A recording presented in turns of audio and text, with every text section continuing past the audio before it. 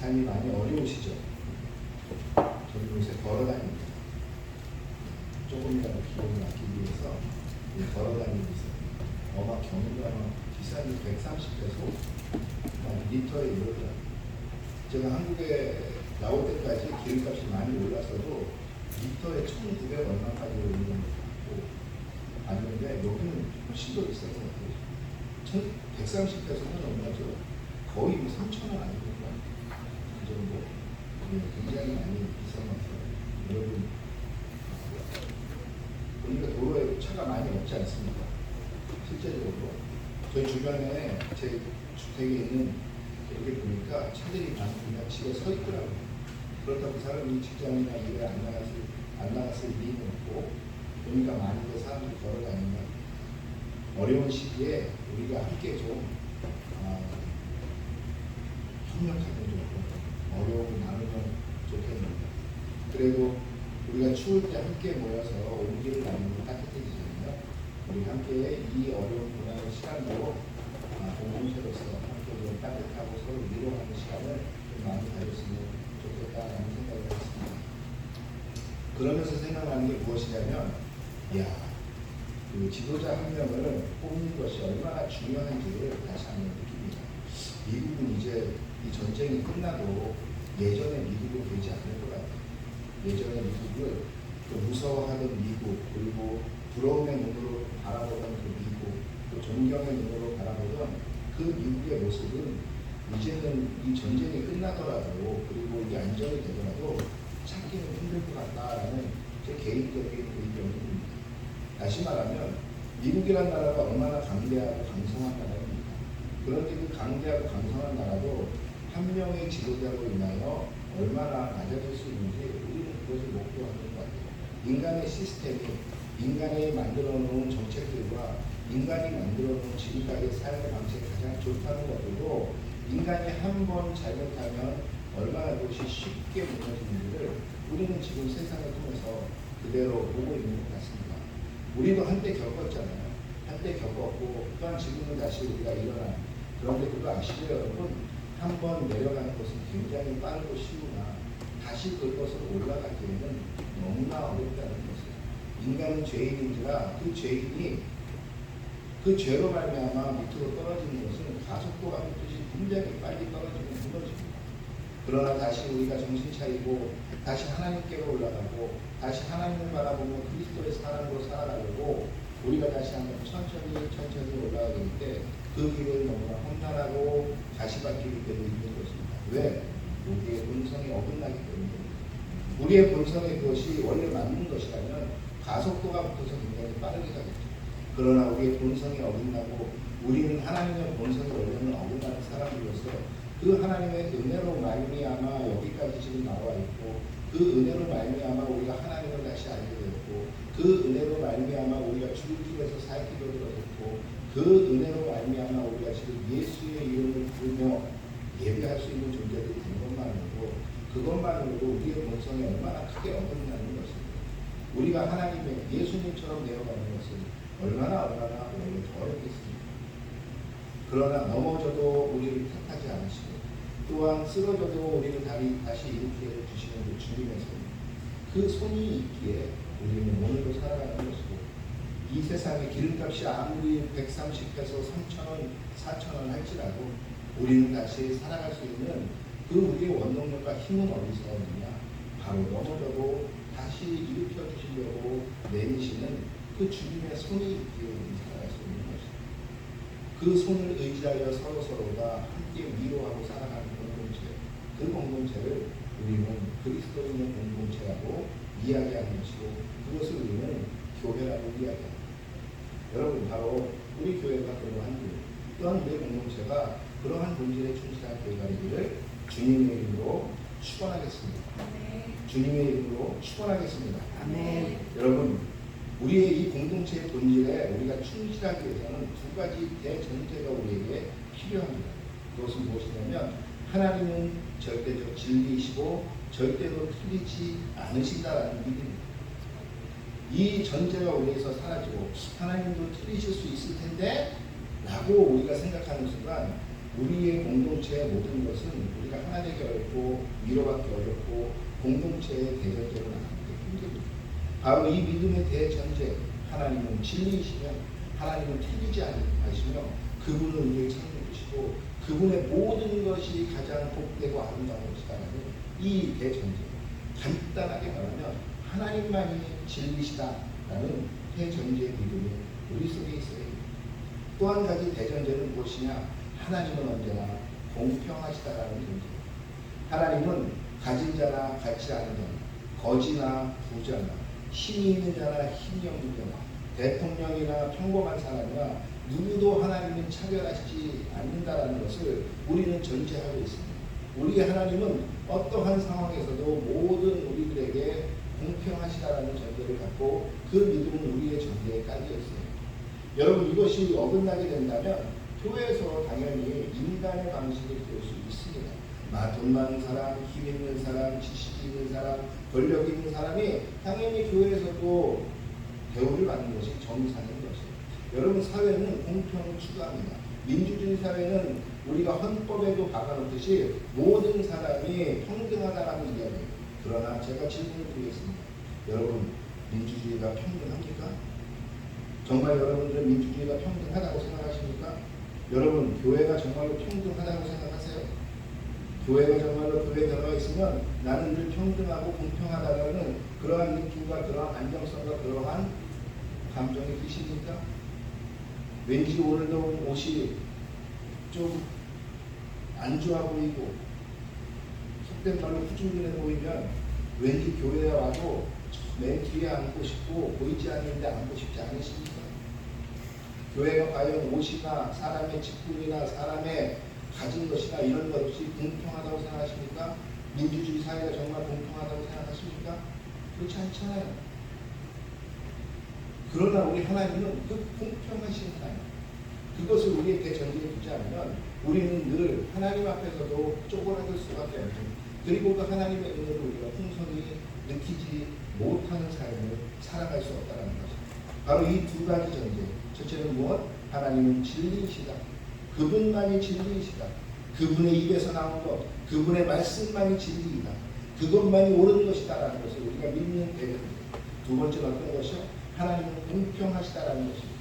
어떠한 상황에서도 내가 비록 넘어질지라도, 내가 비록 언짢을지라도, 내가 비록 못생겼을지라도, 내가 비록 가진 것이 없을지라도 나의 하나님께서는 나를 절대로 그런 것으로 평가하지 않으신다는 것입니다.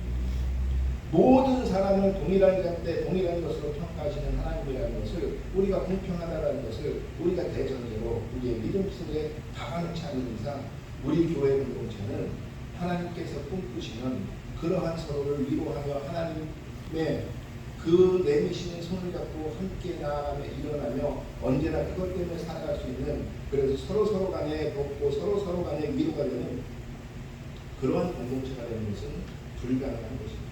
교회 안에 이 두 가지 대전제는 언제나 통용돼요. 그래서 교회에서는 예쁜 옷을 입고 오는 사람이건 좋지 못한 옷을 입고 오는 사람이건 똑같이 악수를 하며 똑같이 형제자매라고 부릅니다. 비록 그 사람이 그랜저를 타고 오건 그 사람이 걸어오건 그거와 상관없이 그렇기 때문에 교회는 나의 형제자매요, 나의 사랑스러운 이웃이라고 이야기하는 부분은 바로 여기에 근거를 둔 것이에요. 이 두 가지 대전제가 되지 않으면 교회는 교회로서의 원래 본질의 목적에 다가갈 수 없습니다. 오늘 이것에 대해서 좀 더 깊게 나눠보려고 해요. 여러분, 오늘의 말씀의 내용은 너무나 잘 알고 있는 내용입니다. 여기에는 세 명의 주요 인물들이 나와요. 우리가 잘 아는 모세, 그리고 모세 누나 미리암, 그리고 모세의 형 아론이 나옵니다. 이 세 명은 3남매, 이 중에 가장 큰 자가 누구냐? 우리가 잘 아는 것처럼 미리암입니다. 미리암은 어찌 보면 모세에게는 어머니와 같은 존재이기도 해요. 어릴 때 미리암이 없었으면 모세는 아마 지금 이 장면에, 이 자리에 서 있지 못할 수도 있어요. 그 미리암이 비록 그 바구니에 강가에 떠밀려 내려가는 그 바구니를 끝까지 따라가며 그 바구니가 어떻게 될까 지켜보던 그 미리암, 그리고 바로의 딸이 그 아기 바구니를 들었을 때 그 바로의 딸 앞에 히브리 노예로서 그 앞에 나아가 동생을 위해서 좋은 유물을 구해주겠다고 이야기했던 그 미리암이 지금 오늘 등장합니다. 또한 아론은 누구입니까? 하나님께서 모세에게 내가 너를 쓰겠다 이야기했을 때 저는 입술이 약한 자입니다. 저는 말을 못하는 사람입니다. 라고 이야기했을 때 네 형 아론이 있지 않냐. 또한 아론은 누구입니까? 그 모세의 입을 대신해서 모세의 입처럼 행동했던 그 아론. 또한 하나님께서는 시내산에서 그 아론을 대제사장으로 삼으셨어요. 하나님께 오직 모세도 아니고 누구도 아니고 하나님께 제사를 올릴 사람, 그 사람은 오직 한 명 누구냐면 아론이었습니다. 오늘 보니까 이 삼남매가, 모세는 더할 나위 없잖아요. 이 삼남매가 오늘 보니까 주요 인물로 등장하는데 이 주요 인물 셋이서 오늘 있었던 이야기가 시작됩니다. 문제의 발단은 무엇입니까? 모세가 구스 여인을 취했다라는 것입니다. 이 취했다라는 동사는 정확하게는 성적인 동사가 될 수도 있어요. 다시 말하면 이거 확장시키면 구스 여인과 결혼했다라고 이야기할 수도 있는 거예요. 많은 학자들은 이야기합니다. 왜 모세가 구스 여인과 결혼했을까? 어떤 사람은 학자들이 이야기하기를 모세가 아마 그의 원래 본처인 치포라와 이별했을 것이다. 이혼을 했든지 서로 결별을 했든지 그러한 이야기도 있습니다. 또 한 가지는 아마 시포라가 사별하는, 그러니까 모세가 사별할 것 같다. 시포라가 죽은 것 같다라는 거죠.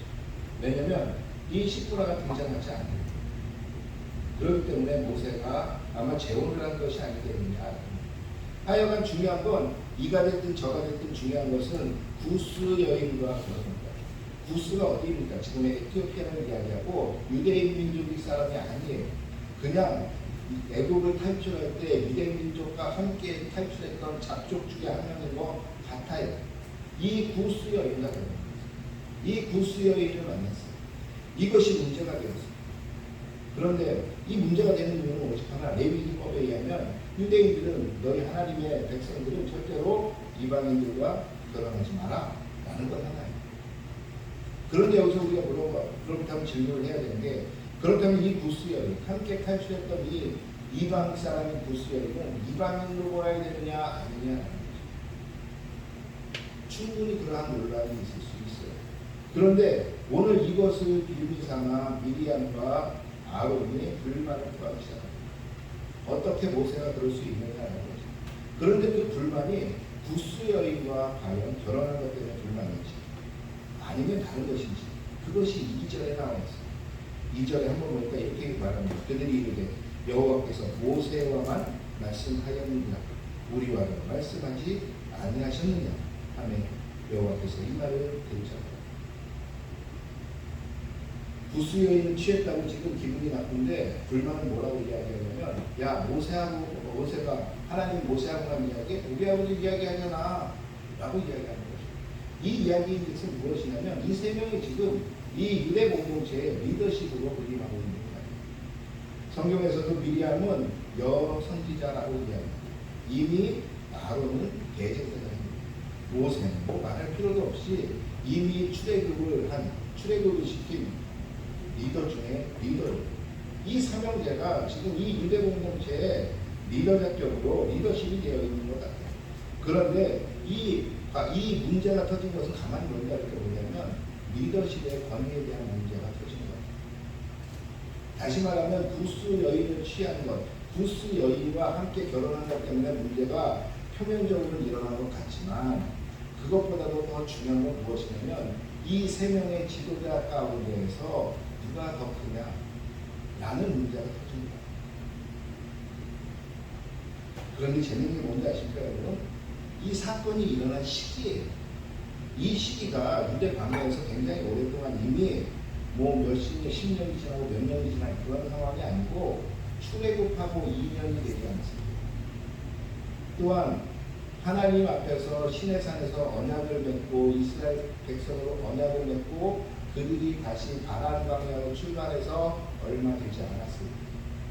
다시 말하면 출애굽 당시에 그 감격이 아직도 살아있을 때예요. 또한 시내산에서 하나님과 하나님의 백성으로 언약을 맺으며 그 언약된 백성으로의 프라이드와 그 감격이 아직 살아있을 때예요. 그런데 무엇이 일어났느냐? 이때 분란이 일어났어요. 어디서? 리더십 안에서. 이것이 오늘 사건의 핵심적인 사건입니다. 오늘 저는 이 핵심적인 사건을 풀어가기 위해서 두 가지 질문을 먼저 보는데요. 첫 번째 질문은 무엇이냐? 왜 오늘 사건에서 미리암만 벌을 받았을까? 여러분 오늘 보니까 1절에 누가 지금 불만을 토로해요? 좀 대답 한번 해보세요. 누가 지금 불만을 토로합니까? 아론과 미리암이 지금 불만을 토로하죠. 1절에 보니까 뭐라고 그래요? 모세가 그 수여자를 취하였더니 그 수여자를 취하였으므로 미리암과 아론이 모세를 비방하고, 그렇죠? 미리암과 아론이 동시에 같이 비방했어요. 그런데 이후에 나가니까 어떻게 돼요? 문둥병이 눈과 같이 희게 된 사람이 누구예요? 미리암 혼자예요.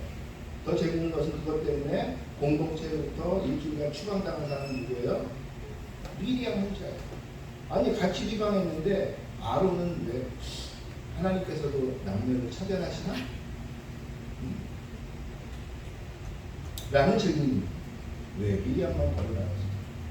두 번째 질문은 뭐냐면 왜 하나님은 같은 리더십 3명이 있는데 모세를 구분하셨을까? 왜 모세는 그는 미리암과 아론보다 먼저 하나님과 같이 일했기 때문에 정이 더 깊게 들어서 왜 모세를 하나님이 구분하셨을까라는 것입니다. 우선 첫 번째 질문, 왜 미리암만 벌을 받았을까라는 질문입니다. 여기에 학자들의 견해가 여러 가지가 있습니다. 첫 번째는 미리암이 이 일을 주도했다는 것입니다. 그것은 어디서 찾냐면 바로 1절에서 찾습니다. 1절에서 모세를 비방하니라라고 얘기하는 이 비방하니라는 히브리어 단어를 보면 이게 완료의 형태인데 무슨 형 완료의 형태냐면 여성형 완료입니다.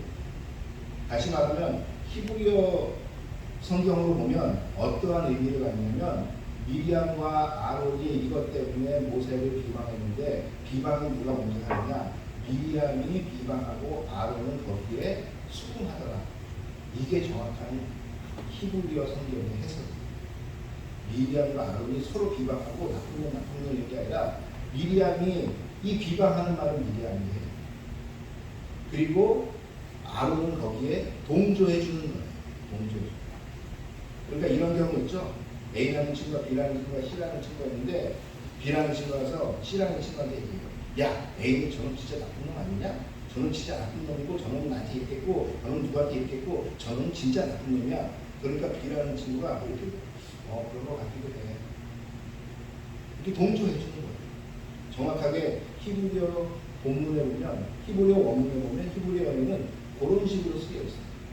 여성형. 그러니까 미리암이 비방을 하고 거기에 아론을 동조하는 거예요.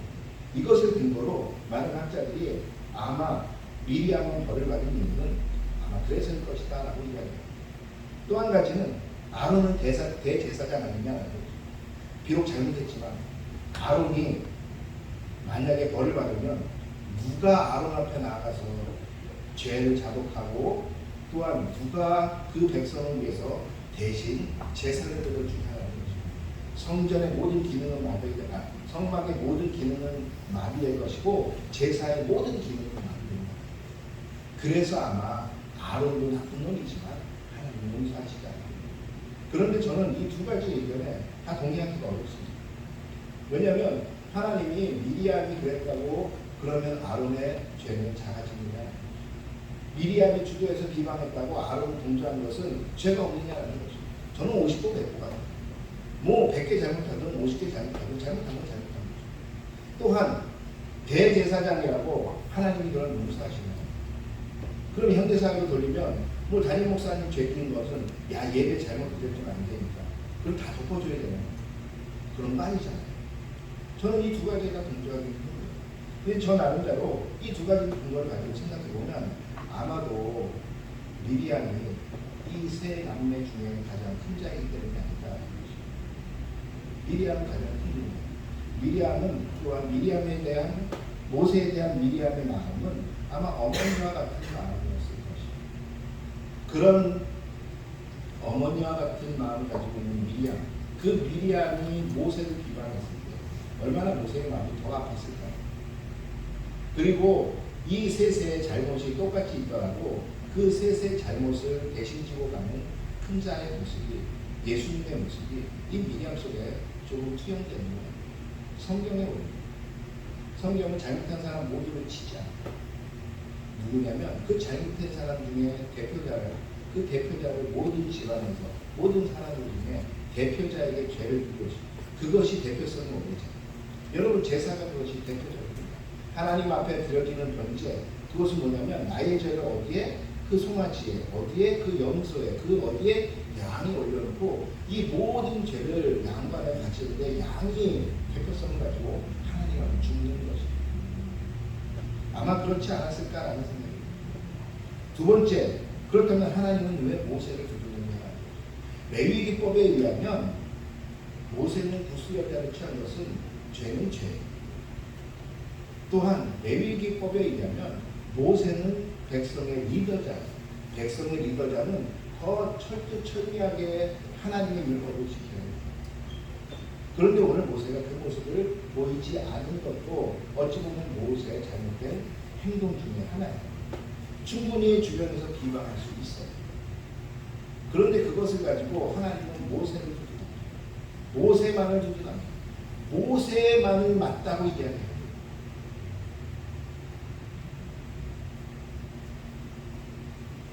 이것을 풀어내기 위해서는 우리는 어디를 봐야 하냐면 바로 3절을 봐야 해요. 우리 3절 한번 같이 보시겠습니다.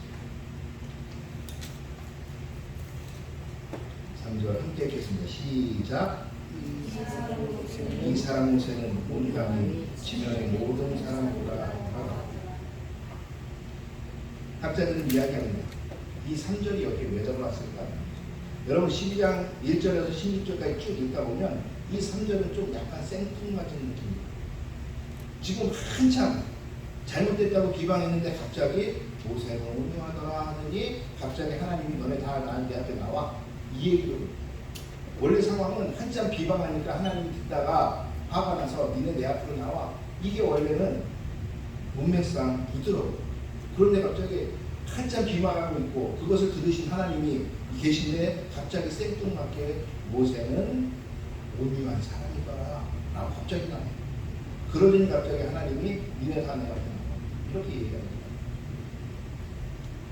학자들은 이것을 가지고 여러 가지 이야기를 하지만 하여간 왜 여기에 모세가 온유하다라는 것을 강조하고 있는지 저는 이것을 강조하는 것으로 보고 있습니다. 그러면서 여기서 중요한 것은 온유는 과연 무엇인가라는 것입니다. 우리 저기 앉아있는 우리 온유가 아니라 미안해 온유야. 보통 온유 그러면 생각하는 것이 뭐냐면 성격이 부드럽고 사람이 부드러운 사람 이런 사람을 보면 온유하다라는 거예요. 우리 온유가 좀 부드럽죠. 그런데 한번 우리가 생각해 봅시다. 모세가 부드러운 사람입니까? 모세는 강직한 사람입니까? 모세는 참을성이 많은 사람입니까? 모세는 급한 사람이에요. 모세는 말을 더듬는, 급하기 때문에 말을 더듬는 사람이에요. 우리가 봤지만 그 이집트 사람이 자기 백성 히브리 사람을 박해하는 것을 보고 그것을 좀 참지 못해서 거기서 쳐죽는 사람이 모세예요. 얼마나 성경에서 모세가 하나님 앞에서 그 급한 성격 때문에 나중에 급한 성격 때문에 모세는 어디에 못 들어갑니다. 마지막까지도 그것이 고쳐지지 않아서 그는 그 성격 때문에 그는 가나안 땅에 들어가지 못해요. 그 위대한 모세가 바로 가나안 땅에 들어가지 못하는 이유를 바로 보면 그 마음이 급하기 때문에 그 마음이 너무 급하고 또한 그 마음이 불같은 성격을 가지고 있기 때문에. 그런데 모세가 그런 사람인데 오늘 갑자기 뭐라고 이야기하냐면 모세는 마음이 온유한 사람입니다. 여러분 모세는 이 온유함과 그러니까 성격이 부드럽거나 참을성이 많은 사람과는 거리가 먼 사람. 그런데 왜 성경은 마음을 온유하다고 이야기하느냐? 바로 히브리어 야나브라는 이 온유에 대한 동사는 어떠한 의미를 가지고 있냐면 낮아지다, 억압받다, 구속받다, 그리고 겸손해지다 이런 뜻을 가지고 있어요. 다시 말하면 온유하다라는 것은 무엇이냐면 나를 내려놓고 자꾸 낮아지는 것입니다. 그래서 이 온유는 고대 근동사상에서 왕이 아니라 그 백성들의 덕목 중에 하나예요. 뭐냐면 왕 앞에서 낮아지고 스스로 억압받기를 원하는 이것이 바로 야나브라는 동사 속에 숨겨져 있는 뜻이에요. 여러분 그것처럼 이 온유하다라는 것은 원래 스스로를 낮추는 것이에요. 스스로를 낮추는데 어떻게 낮추는 것이냐? 안 낮춰도 되지만 내가 스스로 권위 있는 사람한테 낮추는 것이에요. 내가 권위 있고 또한 내가 이것이 우리의 법과 우리의 제도상에 맞는 것이라면 스스로 낮추는 것이에요. 내가 안 낮출 수 있는 힘이 있지만 그 권위 앞에 내가 낮아지는 것, 이것이 야나브라는 겁니다. 오늘 보면 이 모세는 온유하다라는 말은 바로 모세는 이 야나브하다라고 이야기하고 있습니다. 다시 말하면 모세는 어떤 사람이냐? 하나님 앞에서 누구보다도 지면에 있는 그 어떤 사람 누구보다도 그는 하나님 앞에서 낮아질 줄 아는 사람이다라는 것입니다. 다시 말하면 그는 내가 낮아지지 않고 이미 백성 가운데 가장 큰 자이고 그는 백성들 앞에 가장 큰 권력을 행사할 수 있는 사람이지만 그는 그가 권력을 행사하지 않고 그 권력을 하나님 앞에 드리며 낮아질 수 있는 사람이 모세라는 것이에요. 어느 정도냐면 지면에 있는 모든 사람들보다도 그 모세의 낮아짐이 가장 크다는 거죠. 다시 말하면 이 낮아진다는 것은 어떠한 권위 앞에, 어떠한 하나님의 그 힘 앞에, 아니면 하나님의 말씀 앞에 굴복하고 순종함이 지면에 있는 그 어떤 사람보다도 그가 잘했다는 것입니다. 바로 그가 이 온유하기에 하나님은 지금 이 세 명의 리더십 중에 누구를 택하고 있는 것이냐면 이 온유함 때문에 모세를 하나님이 말씀하고 계신 것입니다. 오늘 보니까 하나님이 뭐라고 이야기합니까? 하나님이 이렇게 얘기해요.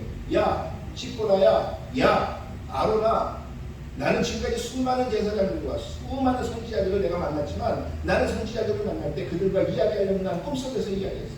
나는 그들과 대화할 때 그들을 환상으로 보여주면서 대화했어. 그러나 이 종 모세는 그렇지 않아. 어떻게 대화했다고요? 대면했다고 이야기합니다. 대면, 나는 그와 얼굴과 얼굴을 맞대고 이야기하는 존재야. 모세는 그런 존재야. 모세는 특별해 이 얘기를 하고 있는 것이 아니에요. 지금 모세는 어떤 사람이냐면 내가 내 얼굴을 보이면서까지 내가 신뢰하는 종이 모세라는 것이에요. 왜 신뢰합니까? 그는 나를 위해서라면 더 낮아질 수 있는 준비가 되어 있는 사람이에요. 그는 안 낮아져도 되는데 내 말이라면, 내가 말하는 그 한마디라면 그는 거기에 무조건 순종하며 따라올 수 있는 준비가 되어 있는 사람이에요. 그래서 나는 그럴 것이고, 그래서 오늘 7절에 보니까 그는 어떤 사람이라고 이야기합니까? 이 종 모세는 그렇지 않으면 그는 내 온 집에 충성하는 사람이라고 이야기합니다.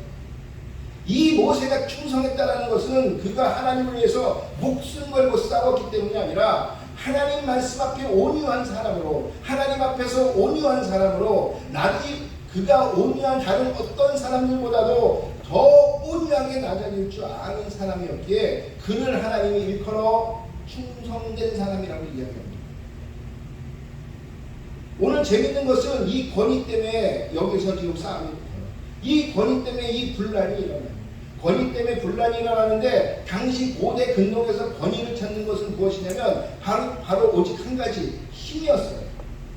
여러분, 고대 근동의 왕의 가장 중요한 덕목이 뭐라고 얘기했죠? 그게 창세기에 나타나는 다스리다, 라다라는 동사예요. 다스림의 그 라다라는 다스림의 동사가 어떻다 그랬죠? 그것은 그냥 이렇게 내가 덕망 있게 다스리는 그러한 다스림이 아니에요. 폭력적으로 내 발 아래 두고 징 누르는 다스림이에요. 그 하나님이 그 징 누르는 다스림, 이것이 고대 근동의 다스림의 원리예요.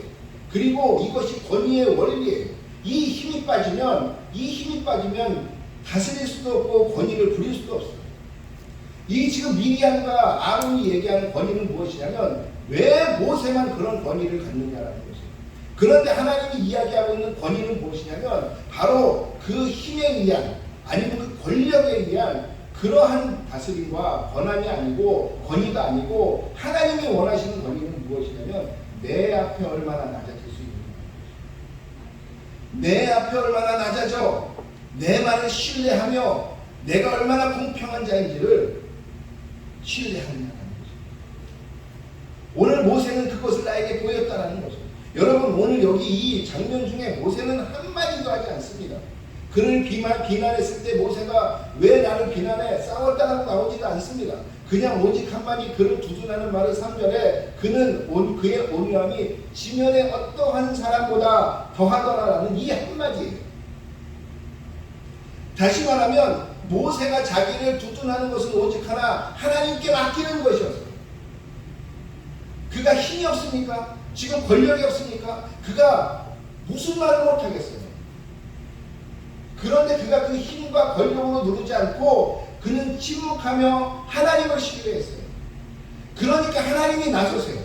하나님이 나서서 너희는 입으로 그 권위에 대해서 모세와 비방하고 모세와 싸웠지만 모세는 이 상황에서 이 모든 것을 나에게 맡겼다는 거죠. 내가 누구를 더 신뢰할 수 있느냐라는 거죠. 야 미리아가 내가 너를 신뢰할 수 있겠어? 그런 모세를 신뢰할 수 있겠어라는 거죠. 여러분 세상을 살다 보면 얼마나 억울하고 힘들고 심지어는 내 맘에 맞지 않아 힘들 때가 많습니다. 그런데 그것 때문에 서로 비방하고 싸우지 말라는 거죠. 그럴 때 더 온유하라는 거죠. 어떻게? 그 앞에 가서 부드럽게 뭐 이거 하라는 게 아니라 골방에 들어가 하나님 앞에 나가 하나님 앞에 올라가는 거죠.